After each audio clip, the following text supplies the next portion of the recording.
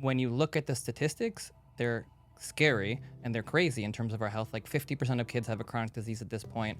More than that as an adult. Most adults are taking medications. It's shocking. Like, it should not be that way, and it's going in the wrong direction on, every single number and statistic. You look at autism rates, it was like 1 in 25,000, then 1 in 1,000, then 1 in 350, then it's like 1 in 36, 1 in 22 in California now. Why do you think that is? Yeah. I think screens have become like the boogeyman of, we should never have our kids on screens, but they're not going anywhere. Right. So I think it just has to be curated screen time and reasonable screen time, because teens are on screen 7 to 9 hours a day on average, which is insane. That's insane too. 7 to 10 hours. The mental health crisis is worse than ever. If you look at the stats, 50% of teens by the age of 18 have a mental health diagnosis. Was the vaccine question this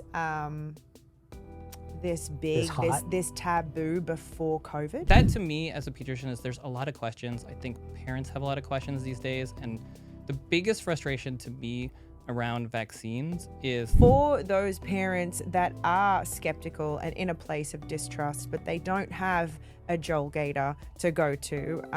How can they make great decisions for their kids and find information?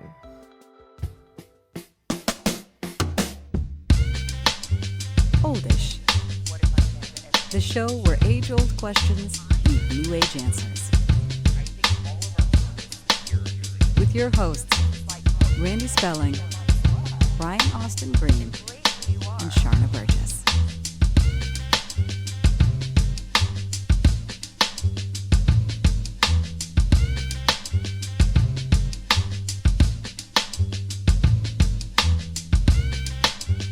Dr. Joel Gator, welcome to Oldish. Thanks for having me here. I'm so excited to have you here because, well, first of all, you specialize in pediatrician medicine. Do I say that correctly? Pediatric medicine. I say these things wrong. I panic when I'm the one that has to introduce them. Totally. I'm going to say the words. I'm Let on me the try spot this, now. Sharna. You are a board-certified pediatrician. There we Why, go. thank you, sir. Yeah. Right? Yes. In Los Angeles. Yeah.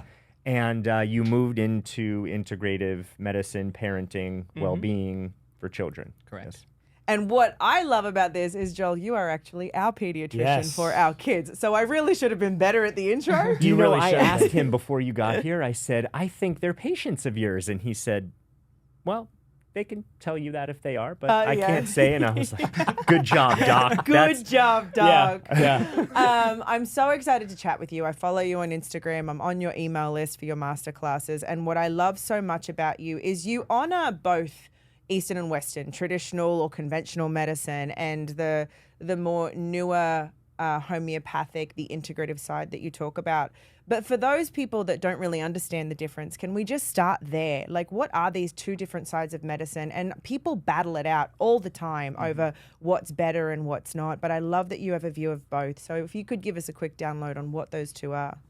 So for me, I did all the regular training in Western medicine. I went to a great program, but I got frustrated with the regular system. And so that's when I started learning about integrative medicine and natural medicine. I'm not against Western medicine at all.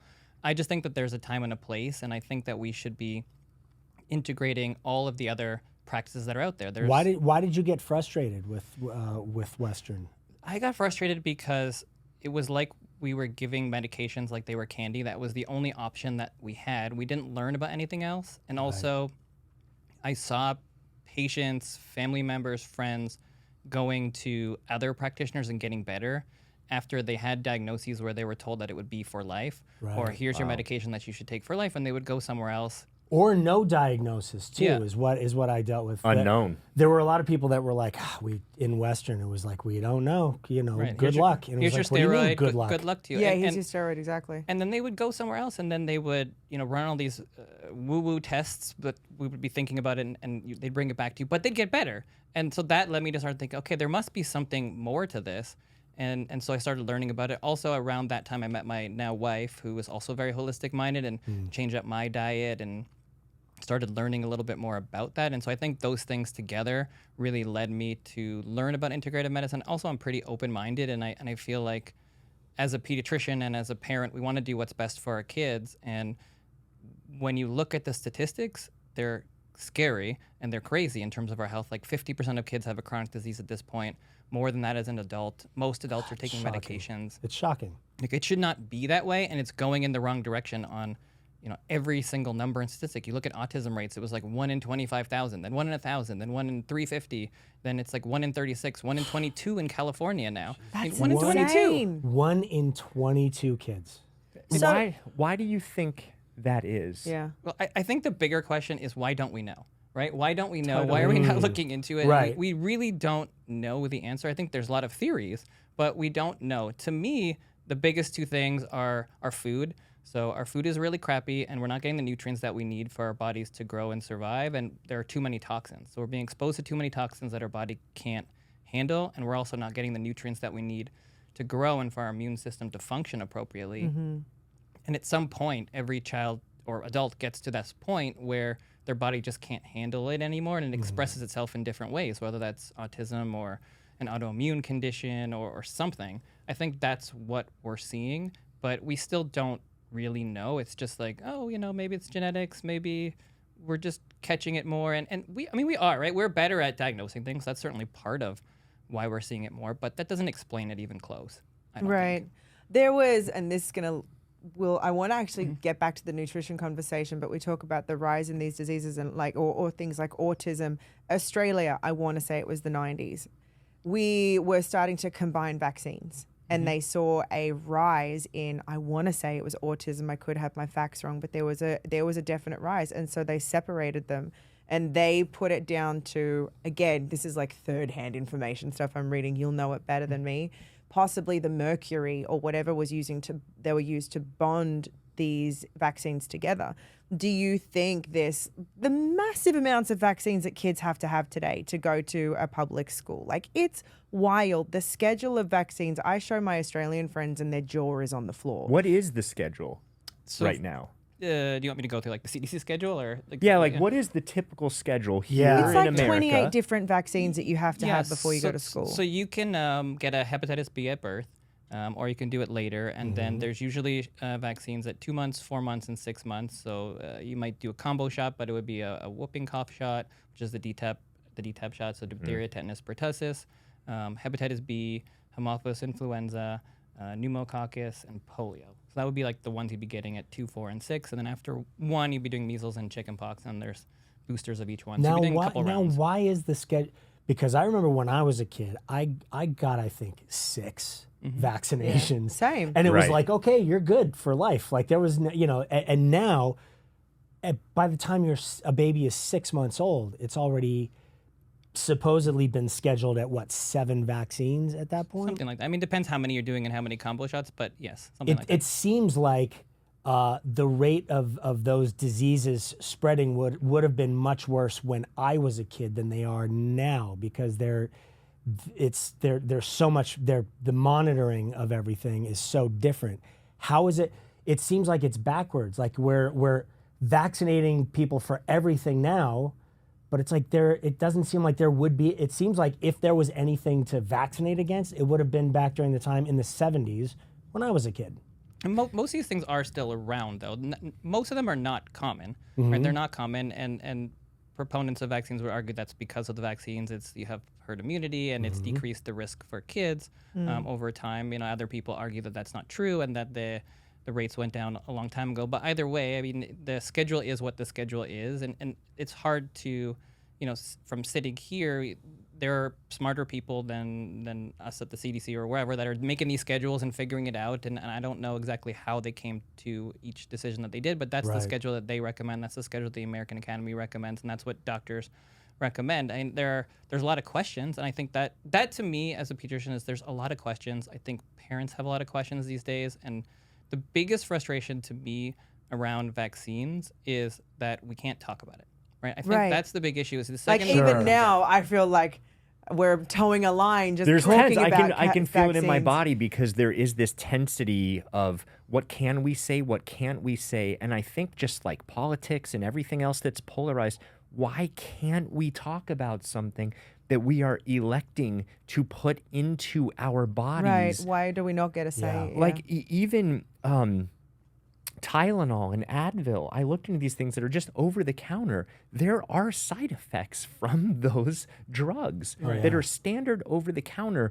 Why is it unfathomable to talk about side effects or at least to look at the potential risk of it? Because every drug commercial that I see, at the end, they always have the side effects, and it's the and they long speak list. really It's like fast because they have to blurred fit vision, into death, Diarrhea, totally. constipation, Yeah, right. death. Or sudden death. You know what I mean? Yeah. Right, they always end it with death and then like a nice theme song at the end and everybody Right. skipping, flying a kite. you Right, know? Right. exactly. Yeah. But for these things, it's like we can't talk about that because that's sort of taboo. Or one of the craziest things to me, I was just having this conversation.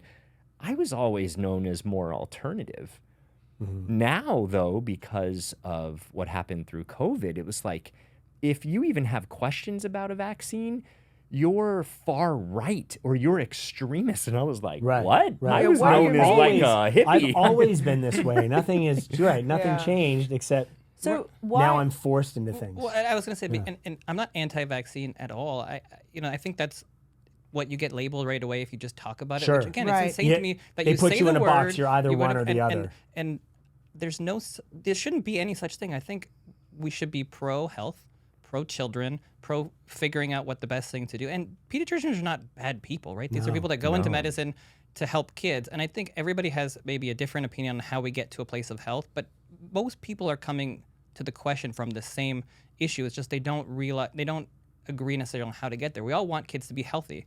And so not being able to have conversations to me is ridiculous, and I can't make recommendations about vaccines for anyone who's not a patient. I mean, the Right. recommendations are what they are. Yeah. But that we can't have a conversation to talk about, could there be things that we could do different? Could there be ingredients in there that might have side effects? Should we have other groups that are studying these things beside the company, who obviously has an incentive to, promote their product Right. and minimize the risk? I mean, that's obvious. That's true of every company for everything they've ever made. Of course. Right. So the fact that you can't talk about it just lets them have carte blanche to do whatever they do, and that's not the right thing for health. We need to step back and say, okay, well, what is the best for our kids? Can we continue to look at this? Maybe the answer is what we have is the best, and then we continue to talk about that. We talk about why, but when you shut down the conversation, then No, Create you get no distrust. it answers. creates a lot of Yeah. distress, and I think the families that I see at the office are very similar to a lot of families around the country, where they, parents want to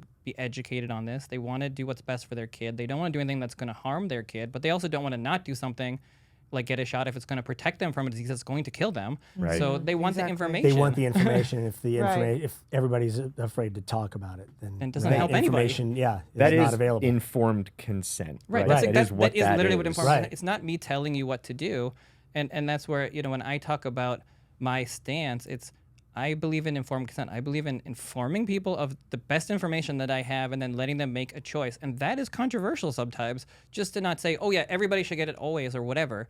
And that's not true of anything in medicine ever. There's some people that have allergies. There's some people that have side effects. There's some people that have conditions. So it doesn't matter what it is. It doesn't, not just vaccines, but medications, whatever. There's nothing that is for everybody. Right. And so we have to be able to talk about what is the best for your child on that day. And the There only way just we can do seems to that. be so much Yeah. vitriol in the conversation Yeah. because it is kids, and everyone's like, "Oh, my kids and going to school, and I don't want them being around kids that aren't vaccinated or aren't, But I don't want those all right, risks." question. Was the vaccine question this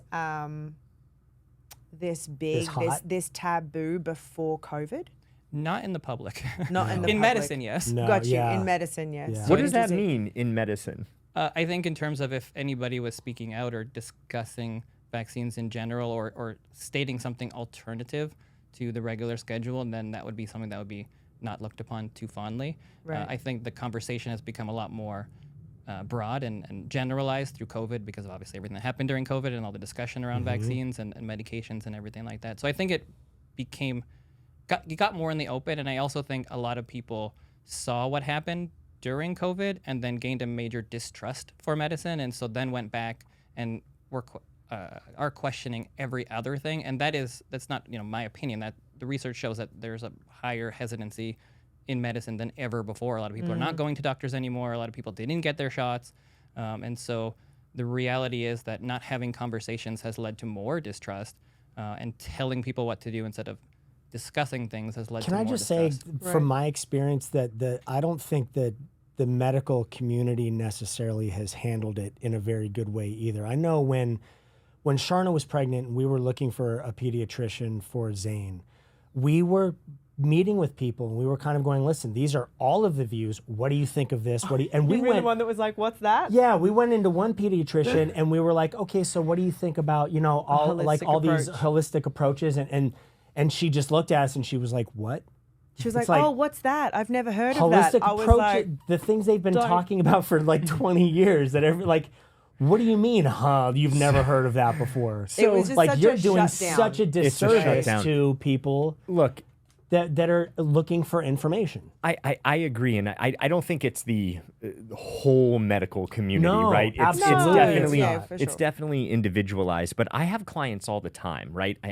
I'm coaching people, and people are coming to me with all the sorts of health things. Not coming to me for it, but they're like, I have autoimmunity. Here's what's Yeah. going on, and it's my job. Obviously, I can't help them or cure them in that area, but it's my job to say, have you thought of this? Have you looked into this? What has your To make GP said? suggestions. Have you gone to a specialist? Have you looked into this area? And unfortunately, what I do here is there are incredible doctors out there who some are on the cutting edge, some at least are open-minded and willing to look at natural remedies, things that people have been using for hundreds or thousands of years in some countries, who are getting better. Like, for instance, I had high uric acid, and my doctor was like, you know, sometimes Western medicine is better to treat things. Sometimes there's an alternative that works well. He's like, try tart cherry. I took tart cherry. It dropped dramatically. It's like, it's tart cherry. Yeah. And that's where you come in, because I feel like you've blended these two worlds in your practice, your information. And what I love when we come to you is that there's never a push for one way. It's always a conversation of, these are the options. What do you feel comfortable with? For a family, for some, because so many of our audience have kids, right? I would say 95% of our audience has kids. For those parents that are skeptical and in a place of distrust, but they don't have a Joel Gator to go to, how can they make great decisions for their kids and find information? So for a lot of things, especially when it comes to, let's say, just medicine and going to your doctor, if you don't trust your doctor and you can't have conversations, I think it's okay to switch doctors. I think that's the Right. first thing that people have to realize is sometimes they're scared. They feel like they've been somewhere. And trust me, doctors don't care. There's no shortage of patients. And if you don't feel like that doctor's a good fit for you, then we don't take it personally. You know, basically all doctors would say the same thing. Like, if you don't feel like you're a good fit for this practice, then please let us know. We're happy to switch and transfer your records. Right. And we want you to be somewhere, or at least I want you to be somewhere where that you feel comfortable. And if that's not me, then that's fine. Right. You know, so find somewhere where that you feel like you can trust. Now, if you're integrative minded, not every place has an integrative practitioner. You might be able to find one, you might not. But sometimes you can also have multiple practitioners. So what I recommend to parents who might live somewhere more rural or don't have a practitioner or can't, some doctors, they charge a lot of money if they're integrative, so they can't necessarily afford it. But you can certainly work with two practitioners. You can have a doctor you can go to make sure that we don't have an ear infection, and then you can work with a naturopathic doctor or somebody else who's familiar with kids, and you can discuss your holistic things. So you're ruling out the serious stuff, but then still working with another practitioner in a holistic way. But it is hard because a lot of the information out there is very polarizing, whether it comes to medicine or parenting. That's even one of the reasons why I wrote the book in the first place, is really bringing it back to integrative parenting, right? Because as a pediatrician, I realized that most of the questions that I get were really not about medicine. They're more about parenting. You get a lot of the questions about tantrums and behavior and potty training and all of these things. But then very similarly, you go online and it's like, this is the right way to potty train. And if you do anything else, you're a terrible parent, or you gotta, Yes. you know, Yeah. you So gotta do much baby-led shaming. weaning, Oh, yeah. or I've or recently periods. been looking at all the research on biting and hitting because our 2-year-old is at that stage. Integrative parenting. Tell me more about what this means.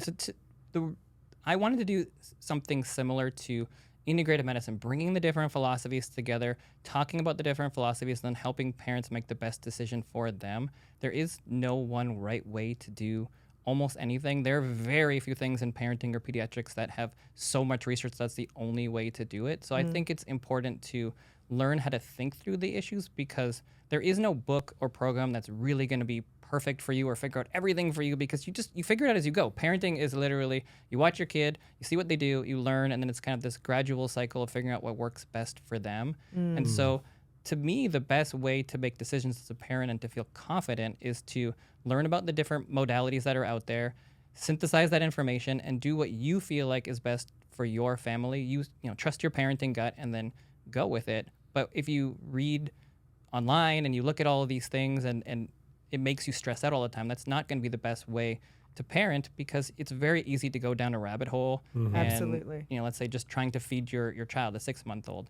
Do I do baby-led weaning, which is, you know, give them little pieces of food, or do I do purees, right? And a lot of the online stuff says, oh, you got to do baby-led weaning because it's so much better for them, and it's better so they won't be obese, and it's better so that they'll have better motor control, and all these things that you read about.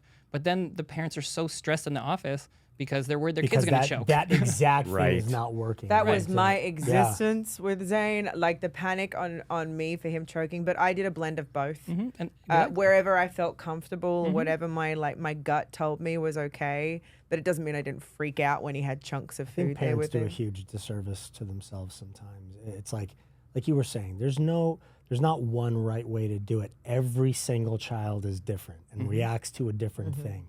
Likes eating a certain way, likes being spoken to a different way. So it's up to us as parents to pay attention to those signs and do what works with each child. Right, and be informed. Like, I think it's okay to be informed. A lot of people say, don't Google, you know, medicine here, don't Google. And that's not true. It's good to be informed. It's just, you have to know how to do it. You have to understand what you're seeing is going to be extreme. It's going to take you to the worst possible place because everything is about liability or fear or shock value or whatever it is. And that's not... WebMD is like the... No, you know what's worse? People always joke about You know that. what's worse than WebMD and Googling things now? It's Instagram. Like, It's social media. it's the stories that you hear. You now have access to all of these stories that are probably a 1 in a million chance of the 4-year-old that popcorn went in the lungs, or maybe not 1 in a million, but you're now exposed to all these things. So as a new parent, all it does is flood your mind. So as I'm doing baby-led weaning, I'm also on my Instagram, that damn algorithm that gives you the things that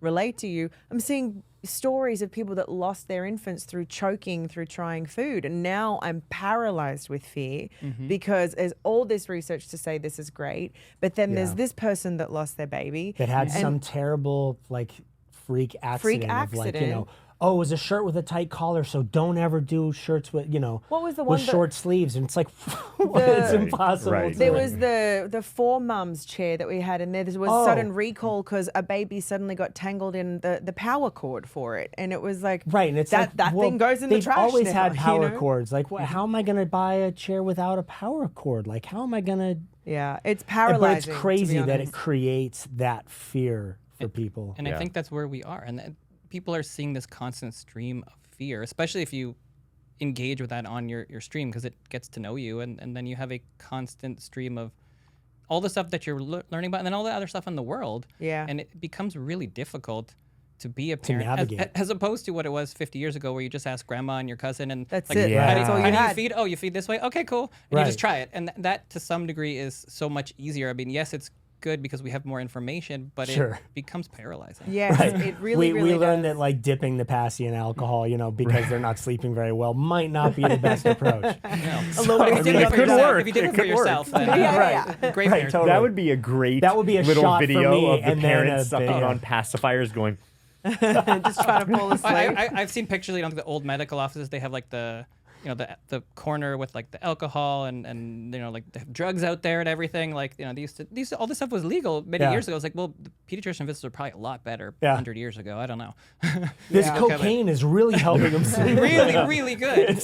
My kid's really focused. Yeah. Yeah, but they used to have like codeine was normal, right? Like Yeah, that yeah. was what we Yeah. did. So like you know, they did the research and it shows it doesn't help for coughs, but it probably helped for coughs because they were happy. Yeah. right, right, sleeping, exactly. For a They period of forgot time. that For a they had a period of tickle time. in their throat Yeah. because But they're- but the side effects, right? It's like, you know, Right. that's where we are. Speaking of side effects, we talked a little bit about, and I want to get into it more, but the mental health state of our kids and this experience they're having through social media, school, you know, whatever they get, they're exposed. And even our 11 and 12, not ours, but 11 and 12 and 13-year-olds, our preteens, are suffering with anxiety and depression. Seems higher than ever. Higher than Right, ever, right now. Much higher than absolutely. ever. It's crazy. And I hear Yeah. about it all the time. And I guess it's a two-part question. I think it's obviously the world that we live in and it's social media. Is it also food? And then what are some ways that you can treat it as a parent, but you are not willing to go down the route of like Western anxiety medication? Because for me, if that were to happen hypothetically in our family, I would try everything except, I don't even know what they're called.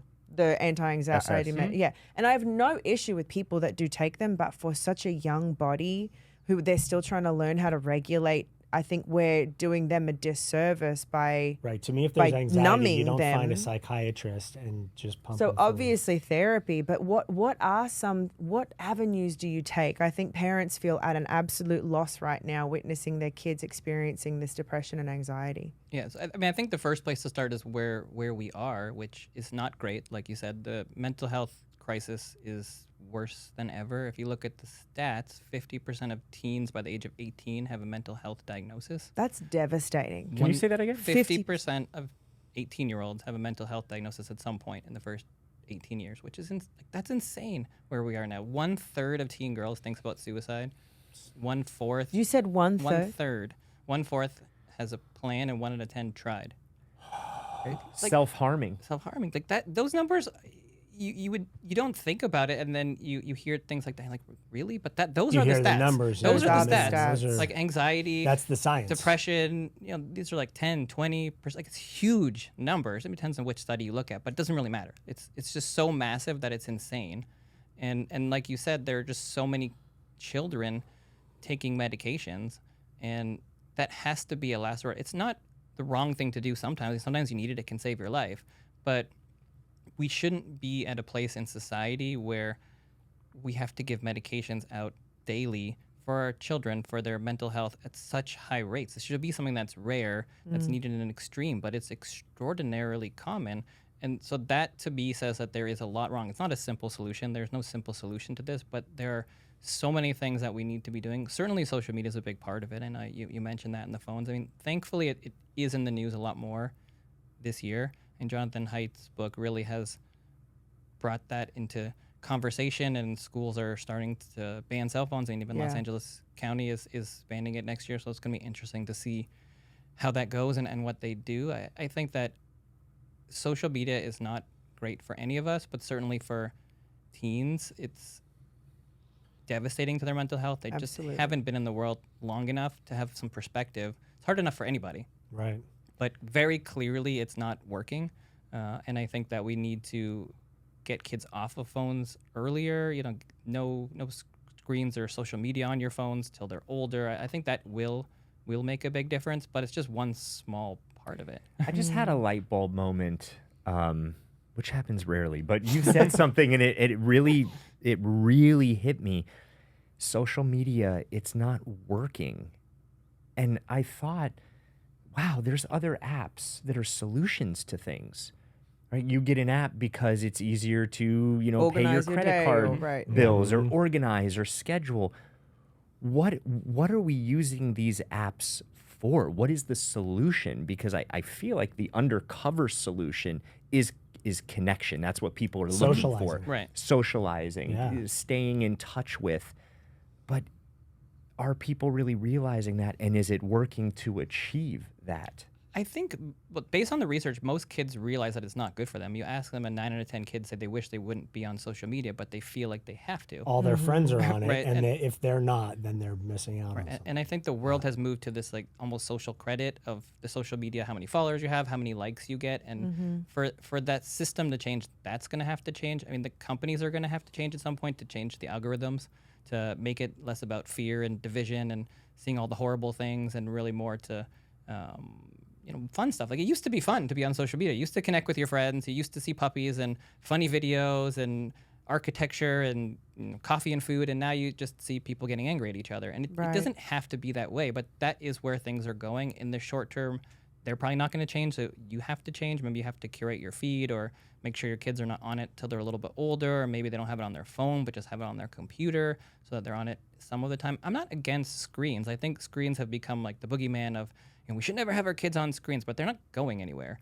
So I Right. think it just has to be curated screen time and reasonable screen time, because teens are on screen 7 to 9 hours a day on average, which which is That's insane. insane. That's insane too. 7 to 10 hours a day. How are they even on? Yeah. Because schoolwork, Because and then they're sitting in phones and class games, on and them. so you add it all together, and it's just such a massive number. And the screen in of itself is not the problem. It's what they're not doing. They're not getting outside. They're not moving. Not eating. Cooking. They're not with their family. They're not with their friends.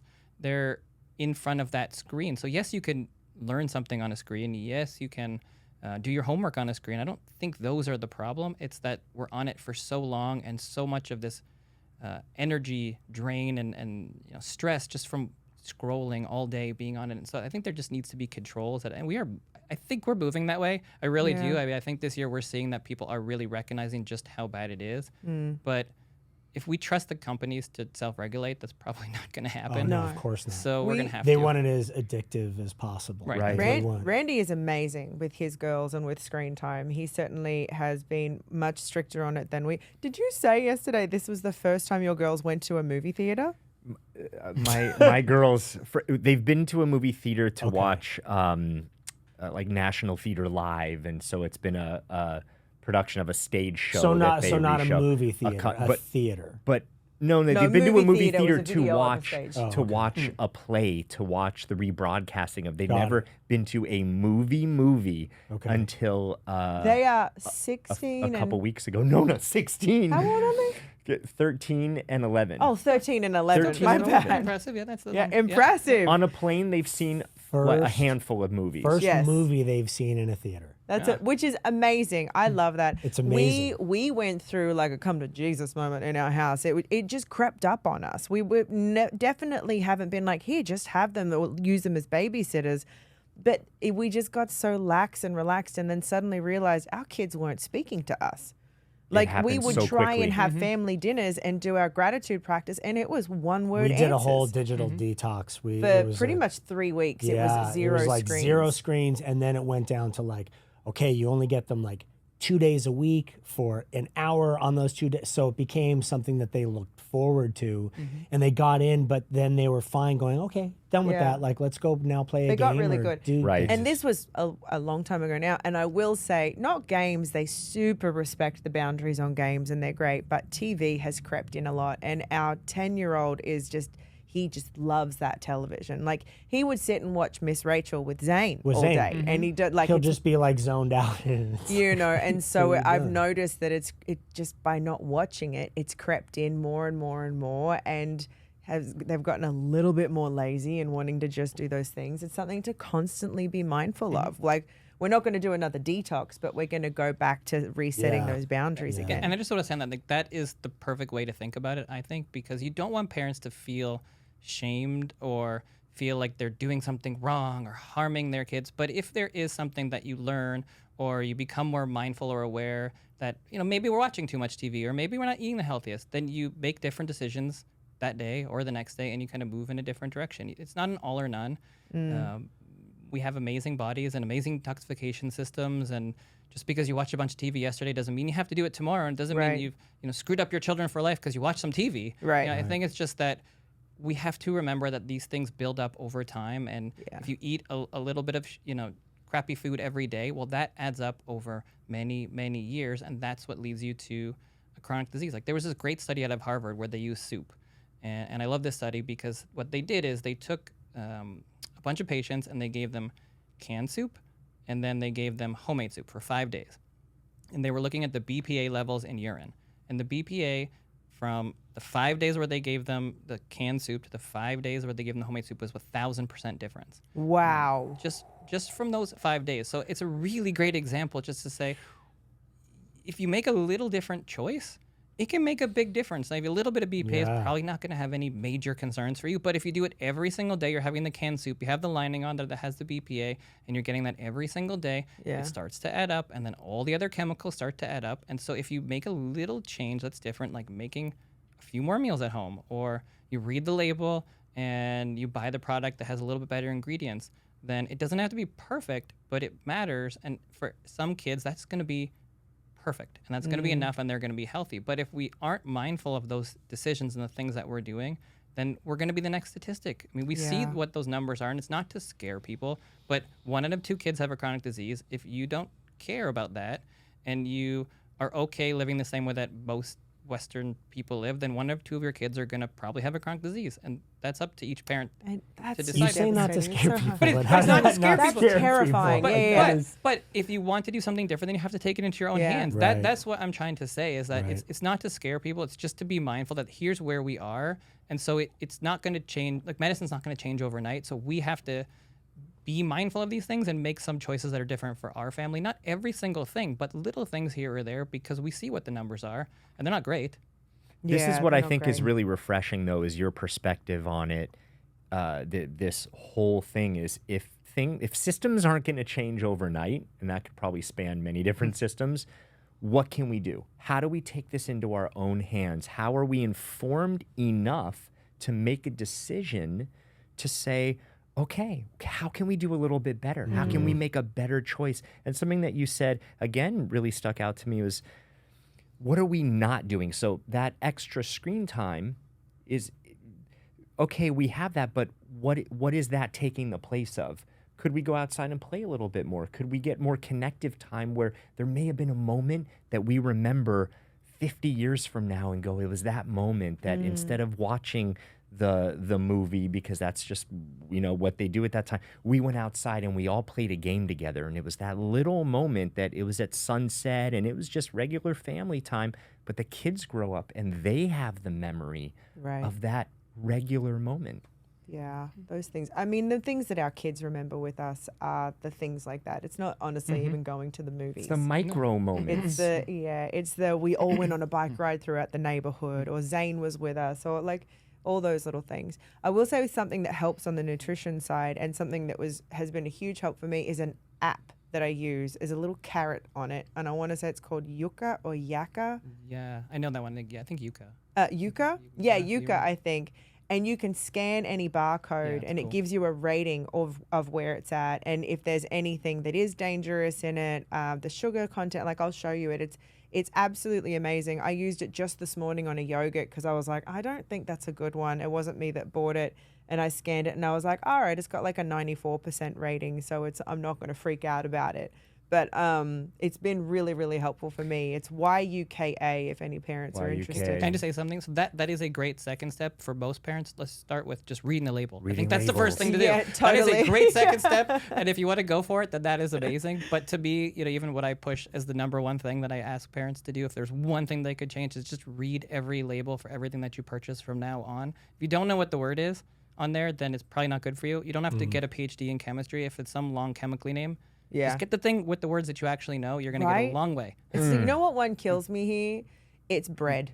In Australia, I'm going to say this so many times in this conversation. I say it all the time. In Australia, bread tastes completely different. When I first moved here, and my first taste of bread, I thought I picked up a sweet bread. I was like, oh, I picked up the wrong thing. Little did I know every bread tasted sweet to me because of the corn syrup or whatever it was. Literal just sugar in this bread.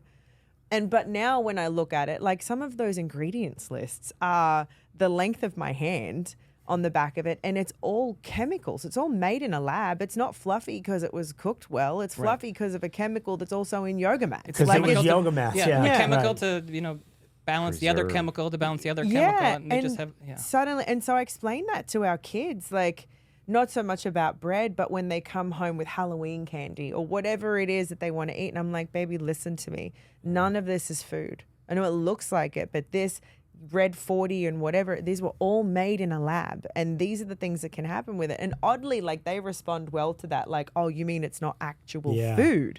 Because kids don't know the We difference. swap out candy for do. for Halloween. we do too. Like, But I got in a lot they of trick or a lot of treat. crap for that one. They trick or treat, and then we go, okay, so now we're gonna give this candy to somebody else, and we're gonna instead Yeah. go and we're gonna buy the healthiest candy we can find. Yeah. We talked about this season 1. We did. Because it was around Halloween. Some family posted on social media how they do the switch witch thing I where it posted comes that, in. People were are nuts. outraged. Let them have their Halloween. I'm like, no, don't let them have poison. Right. Let them have Exactly. Halloween Right. with, like, either Yeah. people got to give better candy. I have or- to be a parent. Like, Yeah. I have to make the choices that serve the kids the best. Right. Why am I going to crack my kid out on any day of the year with Right. horrible, like, poison and chemicals and things? So I have an interesting question about nutrition because I have spoken with and talked to people who are dietitians. They're looking at studies, and they're looking at, is it in vitro or in vivo? Which one? Wait, for what? For studies of nutrition, where they are taking this so-called chemical, let's say, and they are looking at this In study. a lab, because the lab would be in vitro. Out in the real world would be. In vitro. Yeah. It was in vitro. And what they saw was that it didn't have the effect that influencers and people and like seed oils, let's say, right?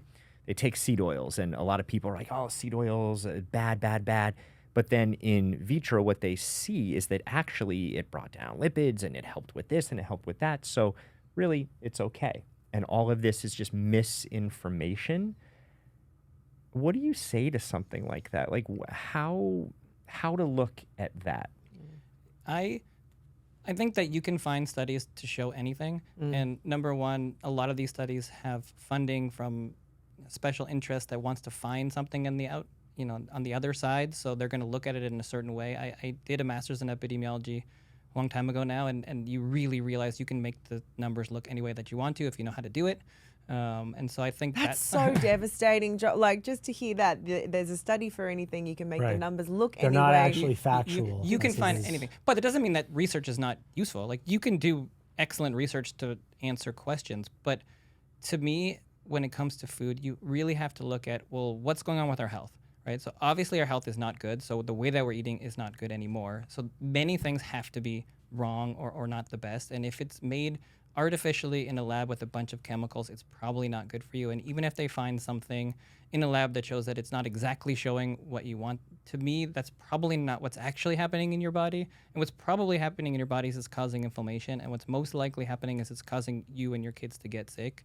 So eat real food that's picked from a garden, and you'll do just fine. And everything else, maybe it's okay, maybe, but why would you roll the dice on that? I think it's very unlikely that the things that are ultra processed, that are not even close to real food, are going to be good for you. I mean, the basic simple thing to think about is if you go to a farm or a garden, you pick a berry, how long does it last? Like 3 days? Yeah. 4 days, maybe. When was the food at the grocery store picked? Right, Like, it was right. in some other country, flown across or shipped across, then it goes in some warehouse, then it goes to the store, then you get it, then you take it home. That's the best kind of food that you can get in general at a grocery store. And how many things has it been sprayed in to keep it looking okay, even for Yeah. a good fruit? So if we're not getting things that are local, if we're not going to farmers markets, if we're not getting to know our farmers, then the best food that you can get is still sprayed in all sorts of chemicals to preserve it. Then Even while it's in the grocery even store. what's in the grocery store. I mean, you look at an apple; it's all sprayed in wax and coated. Now I've heard, and maybe they're misleading me on it, but I've actually heard that it's better to at a grocery store buy frozen fruit because it's flash frozen. Flash frozen. At the point when it's picked, so you're actually getting a much The better most quality. nutrients. Yeah, and supposedly. so that's one theory, right? And that makes sense to be in terms to some degree because they don't have to spray it in as many chemicals, so that way it doesn't go bad. But then I'm sure freezing does some things to it too in terms of the nutrients, and you have to unfreeze it and warm it up. So I don't know. I'm Right. sure it matters on each food. Okay. But at the end of the day, the more chemicals that we have, the worse for us, right? And so if we're Right. not getting things locally, and if you don't know where you're getting it from, then it's probably going to create issues, right? I think that's just common sense, and that's where we're at. And that is the food you get in the produce aisles. Then a lot of people are getting the other food in the middle of the store, which is processed in boxes, in plastic, and you're getting that, which is probably 5, 10, 20, 100 times worse in terms of the chemicals and not even close to real food anymore.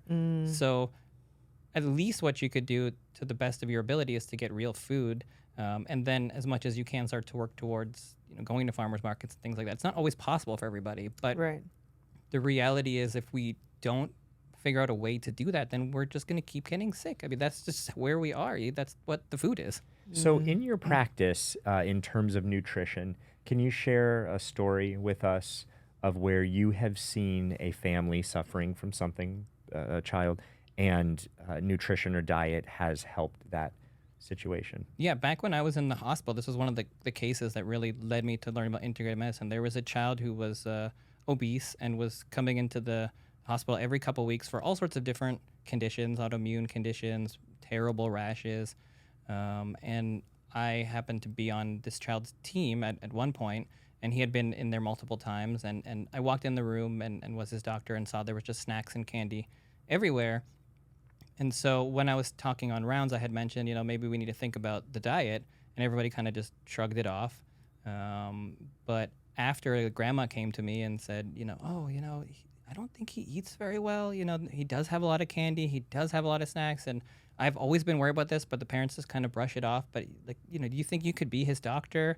And then maybe we could work on this? Because I do think it makes a big difference. And I notice when he eats these foods, it flares everything up. So he ended up coming to me in the clinic, and we ended up changing up his diet and ended up getting him to exercise a little bit more and getting involved in some sports. And he stopped going to the hospital. He got better. Like all the conditions went away, and it was over a few months that it got better. And Wow, it was one of those scenarios where it was like, oh, why is nobody thinking about this? Why is this like laughed at when we talk about it as being the cause? And why are we giving this kid a medication when really it's just that he's very clearly eating a lot of bad food, and maybe we should start with that and then work our way back. Do you think we're still, not all of us, I think this opinion is changing, but for some parents, do you think they're still under the idea of like, oh, it's just a little baby weight, it's just a little chubby, it's just a little like nothing to worry about, and thinking that bad food only relates to heavier weight instead of really understanding that these bad foods and these chemicals can create all of these different conditions? Do you think we're still not quite understanding the correlation between the two? I think that is one of the biggest problems we face right now for our health, is that most people don't realize that the little choices that they make matter, because a lot of us didn't eat that healthy when we grew up. A lot of our parents and grandparents, kind of moved from we cook all the time to TV dinners, and things were faster and easier and cheaper, which to some degree can be good, but you lose something for faster and cheaper, which is your health. You lose the quality, and we've moved in that direction. Most of us or our parents never really learned to cook, didn't have that time, the family time, and so we moved to that processed food, and we're like, oh, well, we ate that when we were little, and we turned out okay. Right, all the time I hear that. I did it, and I'm fine. And then you also talk to those same people, and they have multiple medical conditions. Absolutely. And also, you also talk to them 3 years later after they clean up their diet, and they're like, oh, man, I didn't even realize how many issues I was having. So I think that we don't correlate it, and we also don't realize that it might not affect you today, or you might not realize that it affects you today, but it affects them 5 years from now or 10 years ago. And nothing will teach you that more than being a parent who's a little bit health conscious on food, and then watching your kid go to a party and eating the things that you don't usually give them. Right. And then watching their behavior the rest of the day, and you're like, this is a different child from eating one piece of cake. Right. And then it makes me think, I'm like, well, what about all these other kids that have these mental health issues when they're little, or that have serious behavioral issues, that are eating this food all of the time? Yeah. Is it the food? Is it just the food? Because maybe if you clean up the food, they wouldn't have that anymore, because I see how my kid acts with just having one piece of cake. Right. And he's a completely different child. So do we think that maybe we should start cleaning that up first before we give this kid a medication, and maybe those symptoms will go away? Not always, but I bet you a lot of times it would. Yeah, and I think people make the mistake of looking at all children or all people as equal in terms of my metabolism is the same as yours, and what some children can metabolize sugar-wise, other children can't.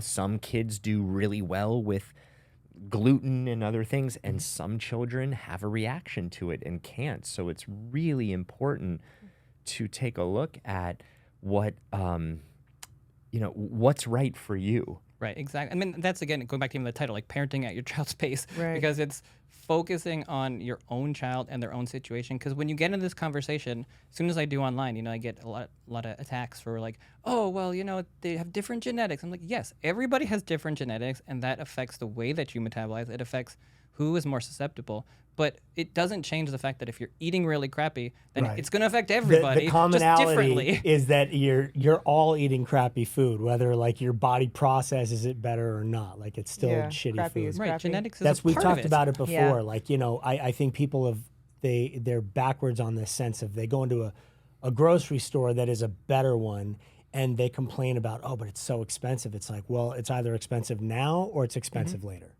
It's going to be expensive either at the hospital when you're dealing with the issues from the cheap food you're eating, or you're going to pay the money now to get the better food. Right, and again, that's another big topic that I get yelled at a lot at, and it's like, okay, but you have to make choices that work for your family and your health, and we have to figure out a way to do it. Now, yes, sometimes it is more expensive, and that's a society problem, and that's a bigger problem. That's Right. something that we do need to deal with as a society so we can make that food cheaper.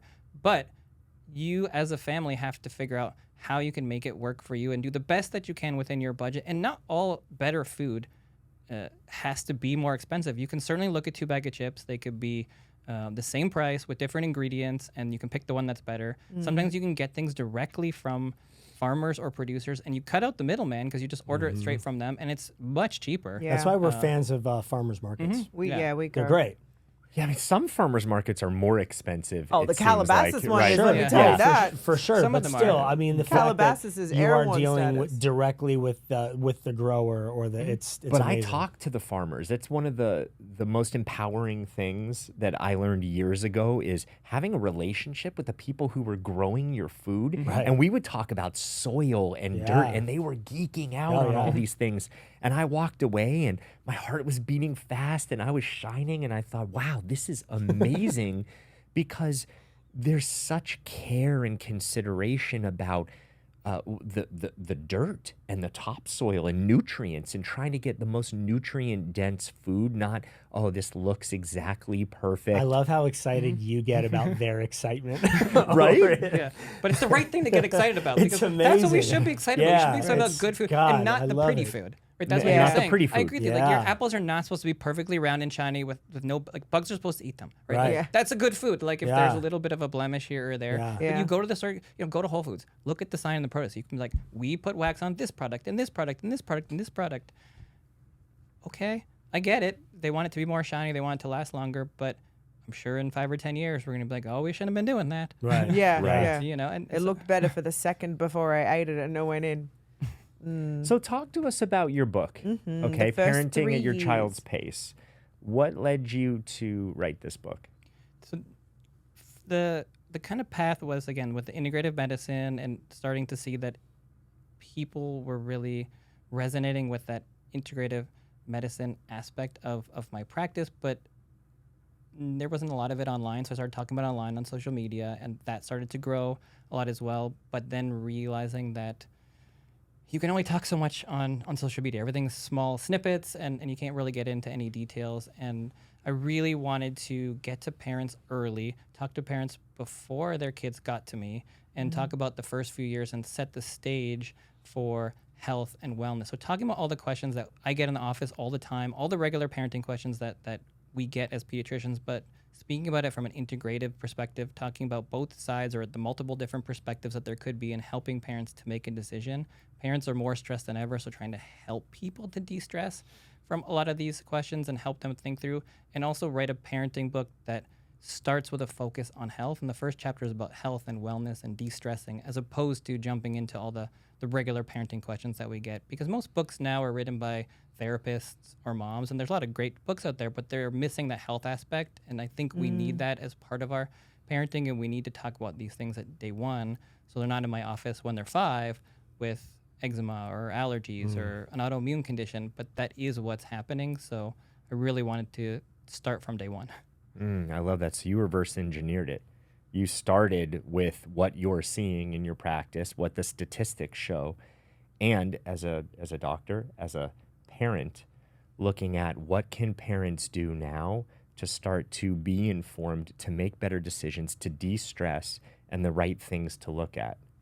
Yeah, I really tried to talk about simple solutions or things that parents can actually do, because there's so many bigger topics, right? Like we're talking about, oh, you're not going to change the air outside that we breathe, but you can add plants to your house to improve the air. You can add a filter. You're not going to change the water, but you could filter it. You are not going to grow all your own food or change the system, but you could buy at a farmer's market. So I start with the foundations or the seeds of health and the Dr. Gator smoothie. So it's kind of a Ooh, the Dr. Gator smoothie. Right. Please, all right. what is Right. this Dr. Why Gator don't we Dr. have smoothie? Gator those now smoothie. in our Oldish I runs? know. Why don't we have one? Yeah. because What it's is a it? metaphorical smoothie. That's why. Oh, Okay, okay. got you. That's All why. right. Yeah. So you know how on all the Well, bring a physical one next I'll bring time. a physical one with Thank it. you.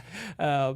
Because I love smoothies. I'm a big fan of it. So nothing against smoothies, but you know when you watch on the daytime TV shows and the guru air quotes goes on and says, oh, you put on this and this and this and the celery and it will cure everything, right? yeah. Yeah, And celery juice. exactly. And for everything. there's no such thing that cures everything. What we need to focus on as the foundation. So I start with a big scoop of the seeds being stress, environment and toxins, exercise, diet, and sleep, and then throwing in, some vitamin D, getting outside, sunlight, family time, community, love, a happy household, like all the things that actually matter for health, and focusing on those. And the Dr. Gator smoothie is kind of the play on the So things. it is a metaphor. Yeah. It's a metaphorical smoothie, but you can still have smoothies. I still like them. And Got it. they're great. Okay.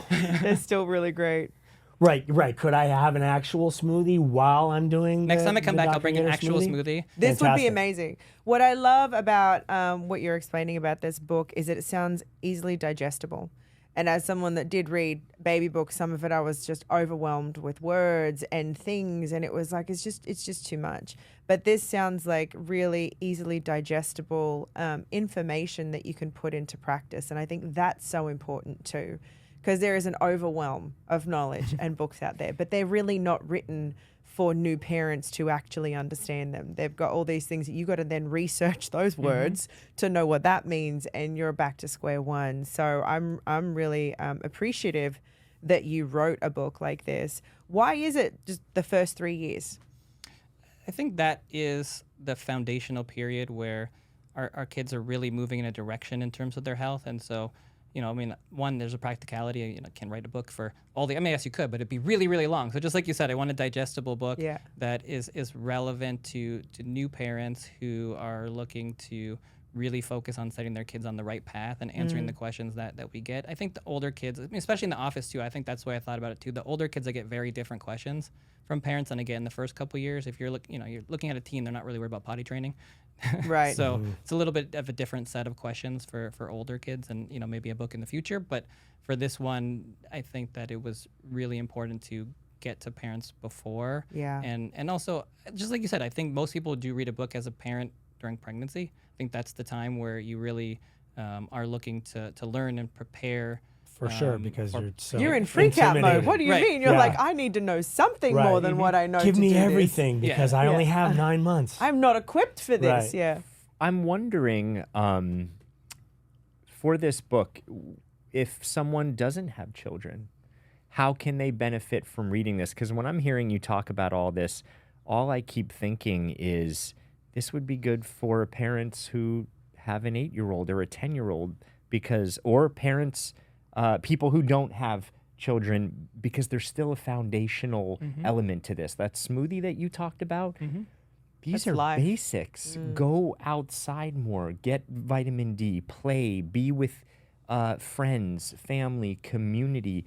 These things are really foundational to health, and I feel like everyone can benefit from that. Yeah, I think there's a lot of sections in the book that could benefit anybody because it's not specific to an age. It's more teaching people how to think or talking through how I think about things so that way it can help them with the decisions that they make. So it might not be the specific topic that might be relevant to you if you have a teenager, but the way that you think through it can be. And a lot of certainly the first chapter and the last few chapters is about health and wellness and having a healthy home and detoxifying your home. So all of that would be relevant to just about anybody. Yeah. Excellent. Incredible. Dr. Joel Gator Warsh.